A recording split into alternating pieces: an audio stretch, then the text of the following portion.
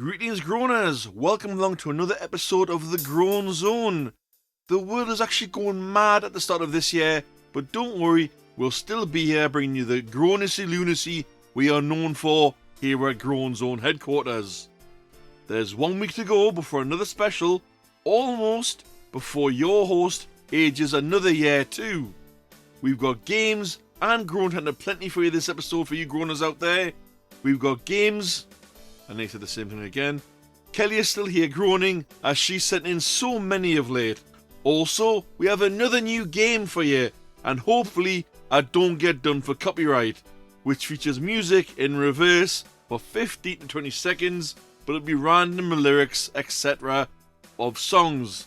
Good luck, as this is a double reverse episode, as Talking Nonsense is here too.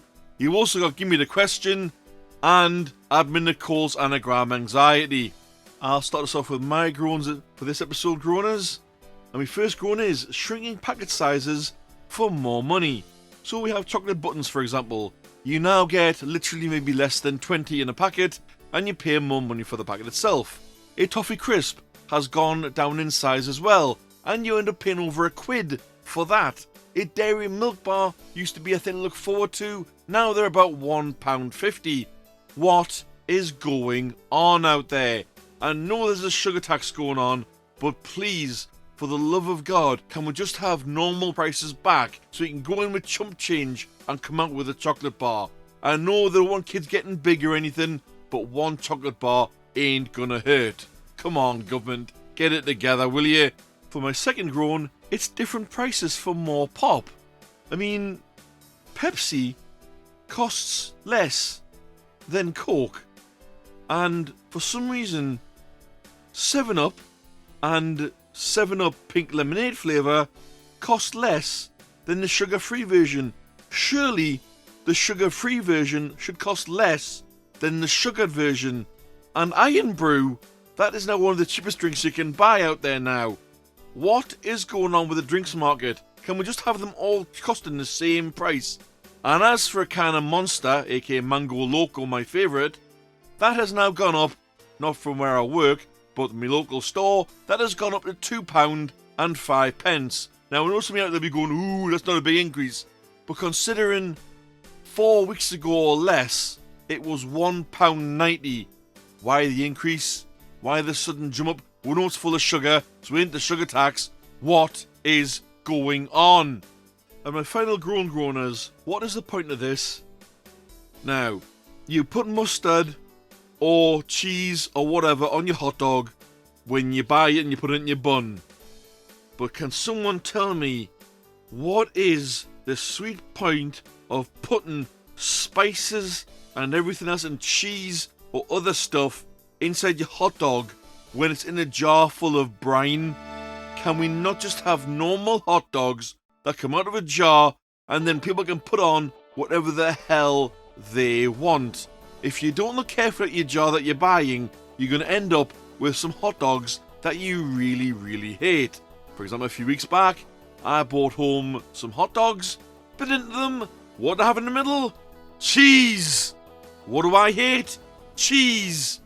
What is the point of doing this? Just bring out normal hot dogs again without loads of extra ingredients, especially within the sausage. There is no point to this, and it just infuriates me, as you can tell. That's my groans balled up tightly and flung out of the window until I reopened the window to throw out the audience groan too later on. Now I mentioned a new game, and it is called Please Reverse the Music. And as I said, this game will be 2 to 3 rounds of musical backwardness to decipher of old and recent tunes. Here comes round number 1. Good luck, groaners, you're gonna need it.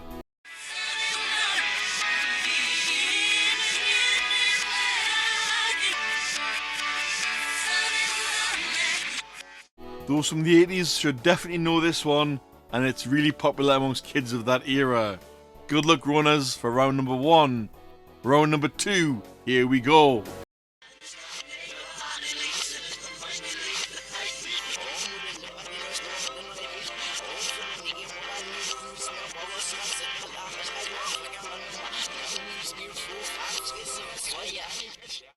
I believe it was an end of the 90s going into the zeros classic there for you there, Groaners. If you know your 90s music and your early 2000s music, that is a boy band classic for you. And now for the last round, round number 3, here we go.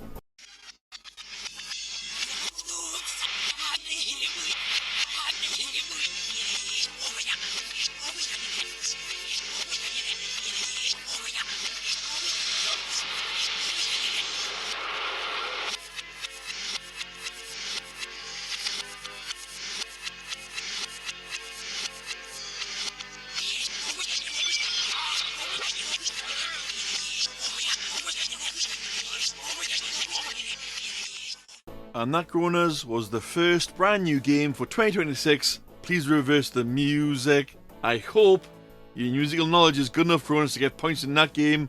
Don't worry if you didn't get any. There's going to be more games throughout the episode and everything else. And the answers, of course, will come later, so you'll be put out of your misery. It was fun doing this, Groaners, and I'm having more fun experimenting with reverse stuff, because I already know how crazy we can get with the other reverse game talking nonsense. But speaking of nonsense, we're going to move on and simply ask the age-old question of, why, oh why? So, I'm a geek. I love my 80s cartoons, the Ninja Turtles, one of my favourites, and through the years, I've watched them change. From the lovable 1987 cartoon characters we all know and love, well, those who were born in the 80s know and love, to what we have now, which look like very small versions of themselves. Splinter looks really unrat-like, more like a badger, unless I've missed something, and it just looks really, really strange.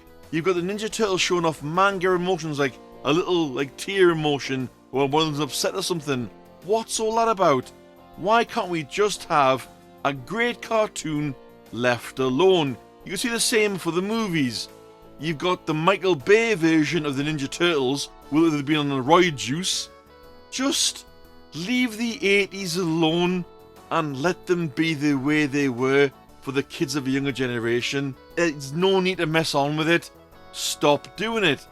Messing with something that's already perfect. I've got to ask, why oh why? We've had some groans, we've played a game, we've asked why oh why, and of course this now takes us to the more creepier side of the Groan Zone with Admin Nicoles' Creepy Corner. Your story for this week is called The Lover's Past. All those years ago, back when innocence ruled over knowledge, a young Robin was at peace with a heart full of joy, looking to be one of the rare few that had parents who were out to show him love and affection. Those days in the forest were fond memories of his. A young Robin, only 5 years old, already knew that when he grew up, he was going to lead the council. He was determined to be one of the priests watching over and leading the village. That was his dream. Yet he also had a strong need to protect his little sister Lily. Their parents weren't granted permission to show Lily any affection, so she would have to wait until she received her blessing like everyone else.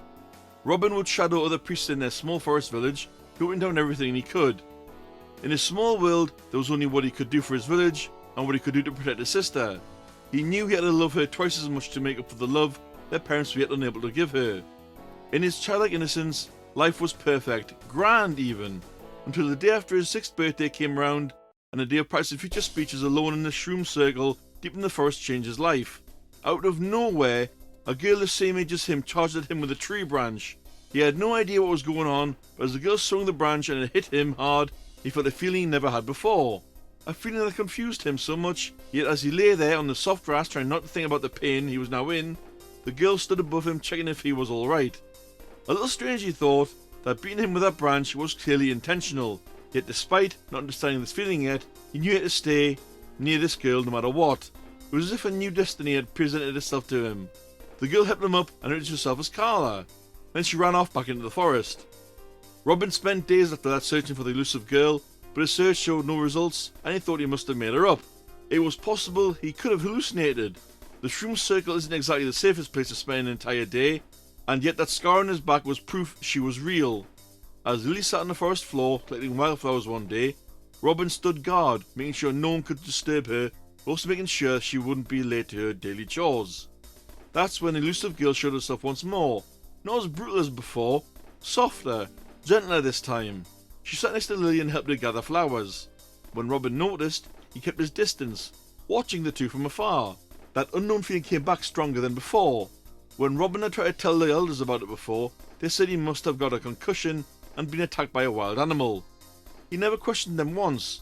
He never had a reason to. Yet when the slightest breeze brushed the hair off Carla's face, it revealed a rather large bruise on her cheek. A sinking feeling hit Robin, and he rushed over to her. He had to know what happened. Something deep inside was telling him that this was his fault. She smiled, a pained smile, and told him all was fine. Everything was just fine. Yet he knew it wasn't that simple. The brutish girl who attacked him for supposedly no reason, the gentle spirit who just wanted to connect to someone. He began to wonder how many sides of this girl there were, but also felt he needed to protect her. Similar to his need to protect his sister, but also different in a way he didn't yet understand. Once Robin offered to go to the elders to make sure whoever hurt Carla would be punished, she flinched. The softness in her gone and immediately reduced to tears and begging. Whatever happened, she wasn't just scared, she was terrified. Robin agreed to keep it a secret. From that day on, the three spent all their free time together, and Carla and Lily would often do their chores together.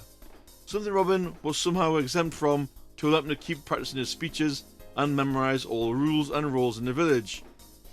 He was special to them, yet he never understood why. By the time they both turned 9, Carla stopped appearing with new bruises or cuts. Whatever or whoever was harming her had finally stopped, but more than that, the elders began showing her affection, just like they did with Robin. It was almost as if she now showed some kind of purpose to them, something they could steer her towards. All for the betterment of the village, yet nothing was ever that simple. Lily remained innocent through the years, loving her village, respecting the elders and the Grand Council. She too thought life was perfect, even if her parents weren't allowed to love her yet. Unfortunately, the peace and the happiness of the three would all change on the year Robin and Carla turned 12. Well, a bit of history and background for Robin and Carla there, Admin Nicole. Very well written and insightful as well. It seems Carla has many dimensions, and Robin, I think, is destined to be her protector for the longest time. But I could be wrong. You never know, Groaners. We will see with more future stories that are coming from Admin Nicole this year. But moving us along, we're going to go in to another game. Don't worry, we're going to go away from reverse, and we're going to have, let's see, how about we stick with Admin Nicole and we bring out her Anagram Anxiety earlier. Yep, we're going to twist your melon, early Groaners, and get that grey matter in gear straight away with Admin Nicole's Anagram Anxiety. Here it comes. And as you know, Groaners, this is the weekly game, so you'll not get the answer for this one until next week. I'm just putting it earlier in the episode because I can. Your anagram is Lime Soulful. That's Lime Soulful. I've no idea what this is, Groaners, but your clue is one of many ways to describe a sound. I haven't got a clue what this could be. But never mind, Groaners, I'm sure you may have a better idea than I have, and good luck to you all for figuring that out. Now, Groaners, usually this would come up at the end or near it, but I've spun the order of the episode on its head, and we're going to name our zero of the week. Our zero's name, Peter Duffy. His reason for being a zero: this idiot broke food safety standards, and even though wrapped, retrieved sausage rolls from a bin to serve to customers as they'd used all of the stock. Peter, are you all together there? You don't do the kind of thing. Food safety standards are there for a reason. I don't care if the hot dogs are wrapped or not. You don't serve bin products to customers, be it first class, second class, or whatever. You just don't do it. And for doing such a stupid thing, you are definitely a zero of the week. We flip back to Groans now with the audience groan from Kelly. I don't know if it's just me, but I find navigation of the PlayStation Store really tricky. One misclick with buttons, and I find myself nearly buying a game I've zero interest in. Is it just me, mystery? Well, Kelly, I have no idea, as I've never owned a PlayStation and haven't even signed up to a PC version of the PlayStation Store, so I couldn't tell you. I know sometimes I've misclicked on things and everything else, but that's just my own clumsiness on Steam and everything else. But I don't know what to say to that one there, Groaners. Does anyone out there find the PlayStation Store tricky to navigate, or do you find it easy? I haven't got a clue because I don't own a PlayStation. And if you want to send in a Groaners or any other groantent, you can using the various ways. You can join us on Discord under the Groan Zone podcast, where you can leave your groantent, game answers. Well, when you're playing live you can anyway. Don't put your game answers in, especially if you're correct, because then you give the game away. You can join us on Facebook groups. Sorry, I forgot. You can join us on the Discord there. Sorry. Which is the Groan Zone podcast. And I forgot to put the name in there, Groaners. Brilliant. Well done, Mr. E. First proper mistake of the episode, and it's getting left in. Moving us along there. The Facebook group, which is the Groan Zone podcast Facebook group, where you can drop in your answers to what the hell and the Anagram Anxiety. Put in your groantent there as well. Speaking of Facebook, you can hit us up on Facebook Messenger. That's Nicole Amos for admin Nicole, and Mr. E. Groaner for yours truly. You can, of course, drop the show an email under the groanzonepod@gmail.com. The email's open 365 days a year, and whenever you write us in, you will always be contacted back. And your information will be kept secret. Once I reply to the email and I've got the groan off you, I'll put it in the episode or put it in my archive, and then I will delete your email. And if you don't want to be named, I will not name you and will make up where you've come from. But of course, email's not just for groans. You can give us ideas, feedback, and anything else you want to suggest.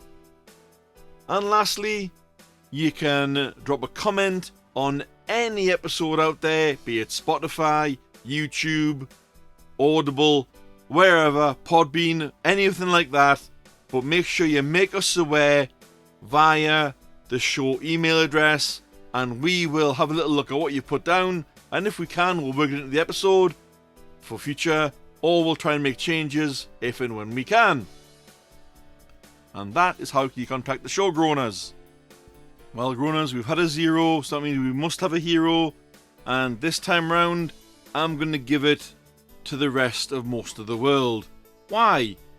We all know that a certain someone, I'm not going to mention them, is after Greenland.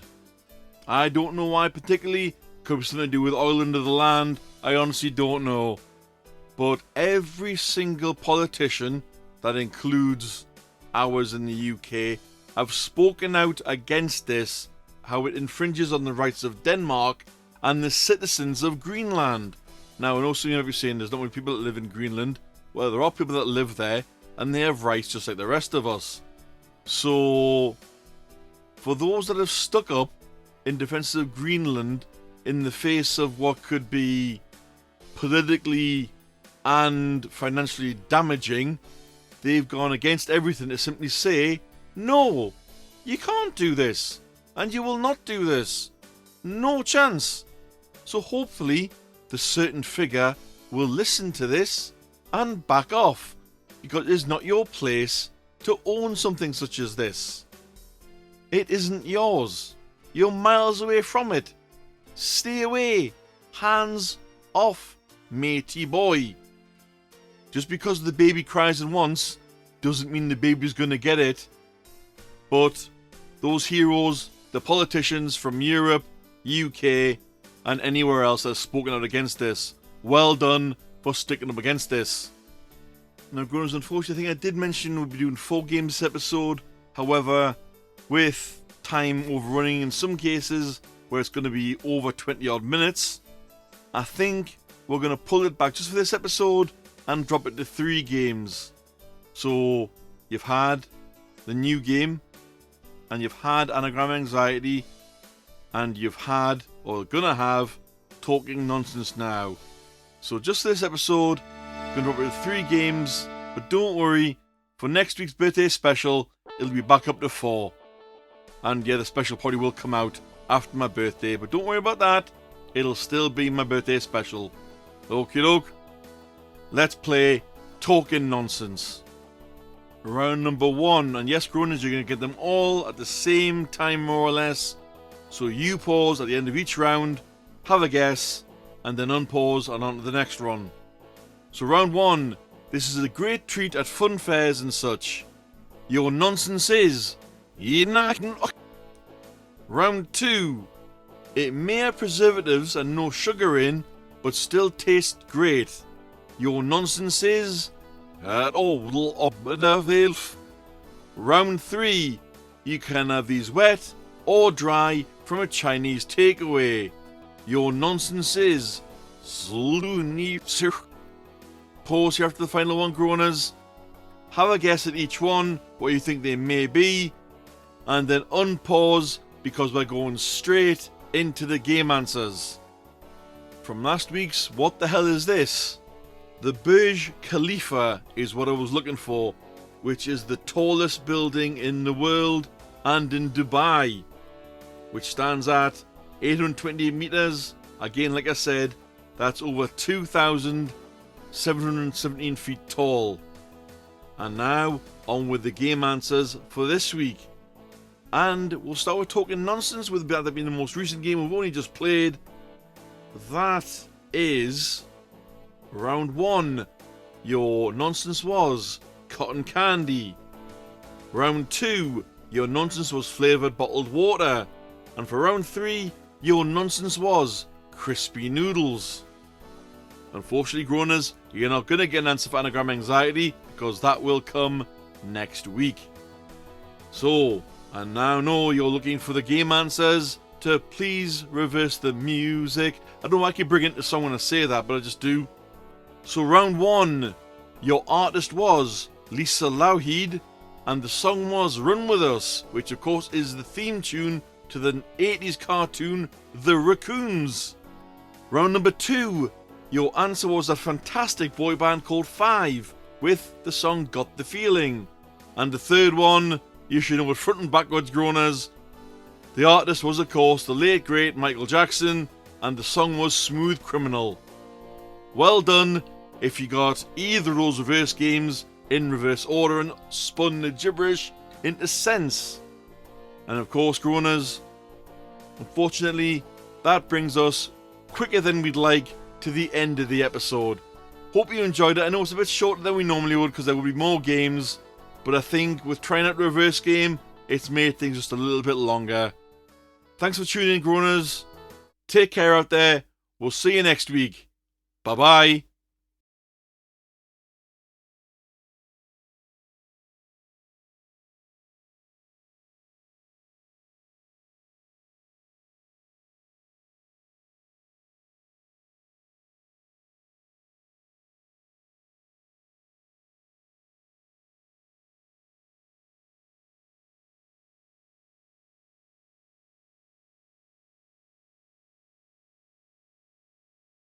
Cheese! What do I hate? Cheese! Of musical backwardness. Boy band classic for you. Yet despite not understanding the feeling yet,